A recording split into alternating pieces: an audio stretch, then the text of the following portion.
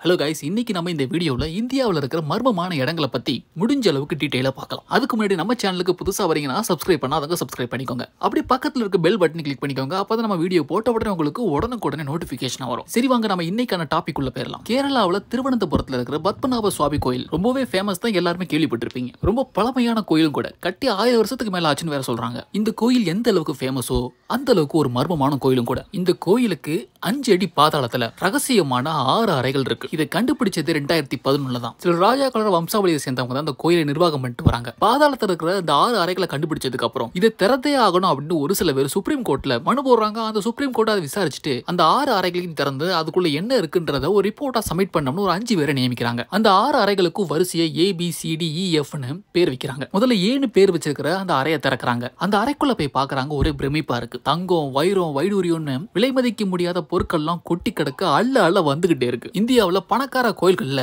இந்த கோயில் முக்கியமானதா இருக்கிறதுக்கு இந்த அறைகள் தான் முக்கியமான காரணம். நெப்போலியன் காலத்துல யூஸ் பண்ண காசு, 3 அடி உயரத்துக்கு இருக்கிற முழுசா தங்கத்தால செஞ்ச விஷ்ணுவோட சிலை, தங்க குடம், தங்க ஆபரணங்கள், வைரம், வைடூரியம்னு மதிக்க முடியாத பொருட்கள்லாம் அள்ள வந்துகிட்டே இருக்கு. ஒரு அறையில இருந்து எடுத்த பொருட்களை வச்சு மதிப்பு போடுறாங்க. 500 கோடி ரூபாய்க்கு மேல வேல்யூ வருது. இதே மாதிரி CDEF அப்படின்னு 4 அறைகளையும் திறக்கிறாங்க. முதல் அறையில கிடைச்சதை விட பல மடங்கு பொருட்கள் கிடைக்குது. இப்போ இவங்க ஒட்டுமொத்தமா எடுத்த பொருட்கள் எல்லாத்தையும் வேல்யூ போட்டு பார்க்காங்க. லட்சம் கோடி ரூபாயை தாண்டுது. என்ன இதோட நிப்பாட்டிட்டு இன்னும் Bன்னு ஒரு அறை இருக்கே, அந்த அறையை ஏன் திறக்கலன்னு கேக்குறீங்க. அதானே அந்த 6வது அறையை திறக்கிறதுக்கு அந்த கோயிலை நிர்வாகம் பண்ணிக்கிட்டு வர்றவங்களாம் ஒத்துக்கல. திறக்க முற்படுறவங்களை தடுத்து நிறுத்துறாங்க. இந்த 6வது அறையை எந்த காரணத்தை கொண்டு யாரும் திறக்க கூடாது. அப்படி திறந்தோம்னா இந்த உலகமே அழிஞ்சு போயிடும் அப்படின்னு அவங்க சொல்ற அந்த அறையோட கதவு முழுக்க தங்கத்தால செஞ்சிருக்காங்க. அந்த அறையோட கதவுக்கு மேல 2 பாம்புகளோட உருவம் பதிஞ்சிருக்கு. இந்த அறை தான் இந்த கோயிலோட மர்மமே. ஒரு சில பேர் என்ன சொல்றாங்கன்னா, இந்த கோயிலோட இந்த 6வது அறைக்கு பின்னாடி ஒரு பெரிய பாம்பு பாதுகாத்துட்டு வருதுன்னு சொல்றாங்க. இதனால அந்த அறையை திறக்காமலேயே அந்த 5 பேர் சேர்ந்த குழு இந்த கோயிலை பத்தி ஒரு ரிப்போர்ட்டை கொடுத்துறாங்க. கொஞ்ச நாள் கழிச்சு சுந்தரராஜன் ஒருத்தர் இந்த 6வது அறையை கண்டிப்பா திறந்து பார்க்கணும், உள்ள என்ன இருக்குன்னு பார்த்தே ஆகணும் அப்படின்னு சுப்ரீம் கோர்ட்ல ஒரு மனு போடுறாரு. மனு போட்ட 1 மாசத்துல மர்மமான முறையில அவரு இறந்து போயிடுறாரு. இப்படி அந்த அறையை யார் திறக்கணும்னு நினைச்சாலும் அவங்க கொஞ்ச நாளை இறந்து போயிடுறாங்க. இந்த அறையை திறக்கணும்ன்றது இன்னைக்கு மட்டும் கிடையாது, பலாயிரம் வருஷத்துக்கு முன்னாடி நடந்திருக்கு. பல 100 வருஷத்துக்கு முன்னாடி இந்த கோயில் இருந்த சில பிராமணர்கள் இந்த 6வது அறையை உடைச்சு திறக்கணும்னு ட்ரை பண்ணியிருக்காங்க.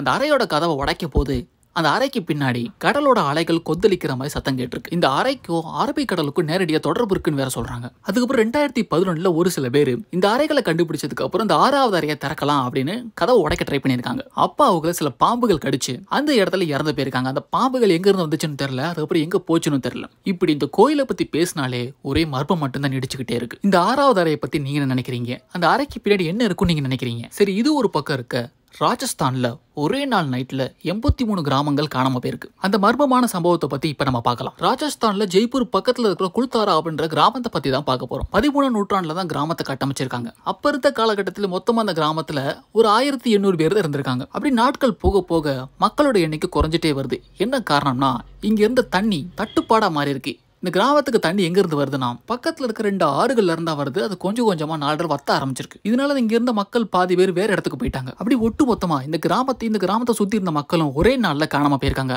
அது என்ன காரணம்னா, இந்த கிராமத்தை ஒரு ராஜா ஆட்சி பண்ணிட்டு வந்திருக்கான். அவன் ரொம்ப கொடூரமான சட்டங்களையும் வரிகளையும் போட்டிருக்கான். அது மட்டும் இல்லாம இந்த கிராமத்துல வாழ்ந்த ஒரு பெண்ணை வலுக்கட்டாயமா தான் இடத்தை கடத்திட்டு வர சொல்லியிருக்கான். நாளைக்கு காலையில நாங்களே அனுப்பி வச்சிடறோம் அப்படின்னு அன்னைக்கு நைட்டே அந்த கிராமத்தை அந்த ஒட்டுமொத்த மக்களும் யாருக்கிட்டையும் சொல்லாம கொள்ளாம காணாம போயிருக்காங்க. இந்த கிராமம் மட்டும் இல்ல, சுத்தி இருக்கிற 83 கிராமத்தை சேர்ந்த மக்களும் ஒரே நாள்ல காணாம போயிருக்காங்க. இப்படி இந்த கிராமத்தை பத்தி ஒரு வதந்தியை கிளப்பிக்கிட்டு இருக்காங்க. ஆனா இந்த கிராமத்தை ஆராய்ச்சி பண்ண சில ஆராய்ச்சியாளர்கள் என்ன சொல்றாங்கன்னா, சில 100 வருஷத்துக்கு முன்னாடி இந்த கிராமத்துக்கு பூகம்பம் வந்திருக்கு. அந்த பூகம்பத்தால தான் இந்த கிராமம் ஒட்டுமொத்தமா அழிஞ்சு போயிருக்கும்னு அடிச்சு சொல்றாங்க. குல்தாரான்ற கிராமம் இப்ப வரைக்கும் ஒரு மர்மமான கிராமமாவும் பேய்களோட நடமாட்டம் அதிகமா இருக்கிற கிராமமாவும் சொல்றாங்க. அடுத்து நம்ம 3வதா பார்க்க போறது இமயமலையில இருக்கிற லடாக் பகுதி. இமயமலையில இருக்கிற லடாக்ன்ற இடத்தை பத்தி நமக்கு நல்லாவே தெரியும். இந்த இடத்துல அப்படி என்ன மர்மம் இருக்குன்னு கேக்குறீங்களா? கண்டிப்பா ஒரு மர்மம் இருக்கு. இந்த லடாக் பகுதியை காந்தமலைன்னு வேற சொல்றாங்க. இந்த இடத்துல நம்ம வண்டியை நியூட்ரல்ல பார்க் பண்ணிட்டோம்னா ஆட்டோமேட்டிக்காவே நம்ம வண்டி மேல் நோக்கி போகும்னு சொல்றாங்க. அதாவது மலைக்கு மேல ஏறும்னு சொல்றாங்க. அதுவும் 20 கிலோமீட்டர் வேகத்துல. இது எப்படி வண்டி மலைக்கு மேல ஆட்டோமேட்டிக்கா 20 கிலோமீட்டர் வேகத்துல ஏறுதுன்றது இப்ப வரைக்கும் மர்மமா தான் இருக்கு. அடுத்து நம்ம பார்க்க போறது கேரளா.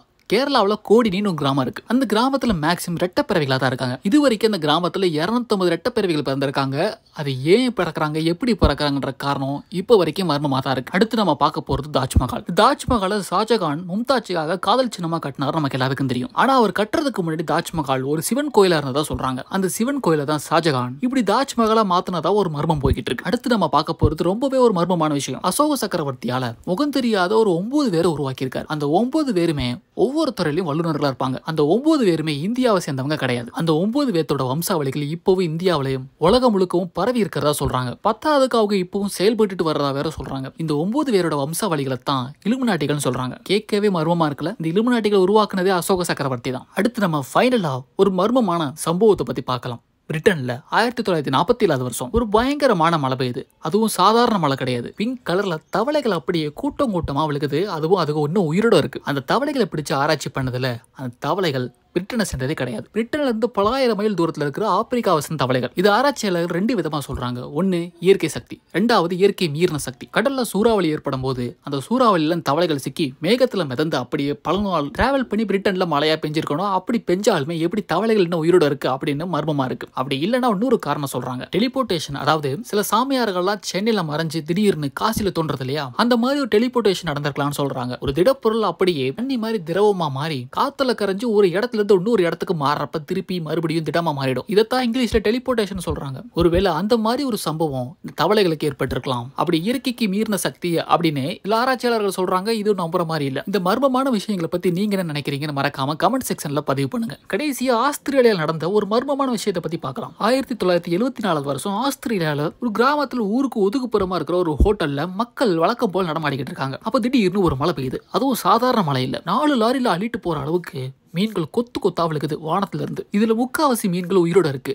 அதை பார்த்த உடனே மக்கள் சந்தோஷத்துல அப்படியே வீட்டுக்கு மீன்களை அள்ளிட்டு போறாங்க. இப்படியே ஒரு 2-3 வாரம் போது மறுபடியும் மழை பெய்யுது. இந்த வாட்டி போன தடவையோட பெரிய சைஸ்ல பெரிய பெரிய மீன்களா விழுகுது. அதையும் மக்கள்லாம் சந்தோஷத்தோட எடுத்துட்டு போறாங்க. எப்படி மீன்கள் இப்படி கொத்து கொத்தா மழை மாதிரி விழுகுது அப்படின்னு ஆராய்ச்சியாளர்கள் சோதனை பண்றாங்க. கடல்லையோ இல்ல ஏரியிலையோ புயல்ல மீன்கள் சிக்கி மேகங்களா மாறி மறுபடியும் மழையா கீழே விழுந்திருக்கு அப்படின்னு சொன்னாலும் எப்படி மீன் மட்டும் விழுகுது, ஏரியில வேற எதுவும் கிடையாதா அப்படின்னு எல்லாரும் ஒரு கேள்வி கேட்க அதுக்கு மலுப்பல ஒரு பதிலையும் சொல்றாங்க. அப்படி இல்லைன்னா இப்படி கூட நடந்திருக்கும். வானத்துல பிளைட் போய்கிட்டு இருக்கும்போது அங்க எடுத்துட்டு போன மீன்கள் கூட செதறி வானத்துல இருந்து விழுந்திருக்கலாம்னு சொல்றாங்க. ஆனா அன்னைக்கு எந்த பிளைட்டுமே பறக்கல. அந்த மர்மத்துக்கு இன்னைக்கு வரைக்கும் பதில் கிடைக்கல. அமெரிக்கால ஒருபடி மேல போய் இதை விட மர்மமா நடந்திருக்கு. வழக்கம் போல மழை தான் பெய்யும் பார்த்தா பிரவுன் கலர் ஏதோ விழுந்திருக்கு. அதை என்னென்ன ஆராய்ச்சி பண்ணிருக்காங்க. ஆராய்ச்சி பண்ணவங்களாம் கொஞ்ச நேரத்துல முகம் சுளிக்க ஆரம்பிச்சிருக்காங்க. ஏன்னா அது மனித கழிவுகள். இன்னும் கொஞ்ச நாள்ல ப்ளூ கலர்ல ஐஸ் கட்டியா வந்து விழுந்திருக்கு. அதையும் எடுத்து ஆராய்ச்சி பண்ணிருக்காங்க. அதுக்கும் முகம் சுளிச்சிருக்காங்க. அது என்னன்னா மனித சிறுநீர். டாய்லெட்ல யூஸ் பண்ண சோப்புனால தான் அது ப்ளூ கலர்ல வந்து விழுந்திருக்கு. இப்படி முகம் சுளிக்கிற மாதிரி மர்மங்கள் நடந்திருக்கு. அமெரிக்காக்கு பக்கத்துல இருக்க கனடால இதோட மர்மமா நடந்திருக்கு. வெள்ளி கம்பியை பந்து மாதிரி சுருட்டி வச்சா எப்படி இருக்குமோ அந்த மாதிரி வானத்துல இருந்து கொத்து கொத்தா விழுந்திருக்கு. ஒருவேளை இது உண்மையிலேயே வெள்ளி கம்பியா தான் இருக்குமோ